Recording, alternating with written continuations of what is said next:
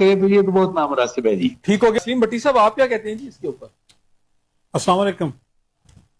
मैं क्या कहूं, जब खुद हुक्मरान क्लास के नुमाइंदे ही अपनी नाकामी का एतराफ कर रहे हैं और उन्होंने लफ्ज इस्तेमाल किया बदकिस्मत, तो मेरा तो ख्याल है कि बदकिस्मत वजीर आजम नहीं, बद इंतजाम और नाअहली, ये दो चीजें मतलब इस गवर्नमेंट का शाखसाना है, जिसकी वजह से ये जितने भी क्राइसिस आज हमारी पाकिस्तानी कौम भुगत रही है और उनकी नागबत अंदेश पॉलिसियों के साथ साथ नाहल वुजरा की जो फौज जमे गफीर हमारे सर पर मुसल्लत है पाकिस्तानी अवाम पर, उसकी भी ये सारी वजह है कि बदकिस्मती से पाकिस्तान के अवाम जो है आज 32% महंगाई की शरह के हिसाब से महंगाई को भुगत रहे हैं।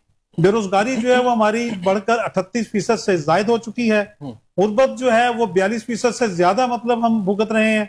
2 करोड़ से जायद बच्चे पाकिस्तान के स्कूलों में वो स्कूलों से बाहर हैं जिनको स्कूलों में होना चाहिए। उसकी मेन वजह यह है कि देखिए सबसे बड़ा सूबा है पंजाब, जहां पर 43,000 से जायद स्कूलों को इन्होंने वो एनजीओ को और दूसरे इदारों को दे दिया कि हमारे पास तनख्वाहों के पैसे नहीं है। आपके पास तनख्वाहों के पैसे तो नहीं है, लेकिन आपके पास जहाज खरीदने के लिए और वजीरों की फौज बढ़ा रखने के लिए आपके पास पैसे हैं। दूसरी तरफ अगर आप पेट्रोल की कीमतों को जिस तरह आपने जिक्र किया वो आसमान को छू रही है दुनिया के मुकाबले में।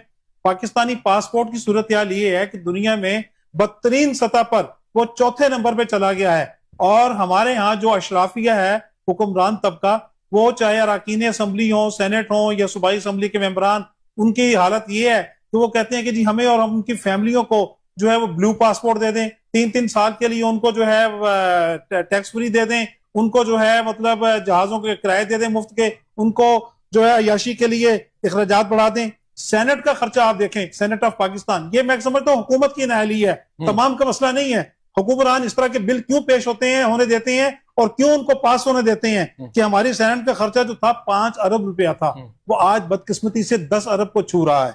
इसी तरह जो कौमी असम्बली है वो सिर्फ 6 अरब रुपए से गुजारा कर रही थी, आज आपने उसका खर्चा 17 अरब रुपया कर दिया है, क्योंकि आपने अरकान असम्बली की तनख्वाहें 1,90,000 से बढ़ाकर 5,20,000 रुपए तक कर दी है। इसी तरह अगर जो जुडिशरी का हम जिक्र करें, हमारे इंतजामी अफसरान के साथ साथ जो ला अफसरान है, वो पाकिस्तान में आप देखें हमारी जो अदलिया का कितना नंबर जा रहा है, कितने बुरे हालात हैं। पाकिस्तान का हर बंदा जो है वो ला अफसरान से शाकी है कि उन्हें इंसाफ नहीं मिल रहा, चाहे वो कोई अमीर हो या गरीब हो। आप उन ला अफसरान को 30-30 लाख रुपए तनख्वाहें दे रहे हैं। यार खुदा का खौफ करें, मेहरबानी फरमाएं। एक फैसिलिटी भी दी है कि 4-5 लाख रुपए में वो गाड़ी ले सकते हैं। मुझे बताएं ना, ये जुल्म नहीं है पाकिस्तानी कौम पे? हम आवाम जो टैक्स देते हैं, हम अपने खून पसीने को कमाकर अपने बच्चों का पेट खाकर आपके बिल भरते हैं, टैक्स, बिजली के हों, टेलीफोन के हों, गैस हो, पानी और बिजली वासा और दूसरे सैनिटरी के हवाले से आप भी तो साथ है ना इस हुकूमत के। क्या साथ है? मैंने तो कहा ये हुकूमत की जिम्मेदारी होती है, अपोजिशन की या जो दूसरे अरकान है उनकी जिम्मेदारी नहीं है। वो तो कहते चल ठीक है बहती गंगा में धोएं। बिल्कुल आपकी बात से भी इस हद तक इत्तेफाक करता हूं कि पाकिस्तान पीपल्स पार्टी को खड़े होकर मुकाबला करना चाहिए था, लेकिन बदकिस्मती है कि हमारे अरकान असम्बली भी जो है उन्हीं के साथ ठीक हो गया, शामिल हो गए।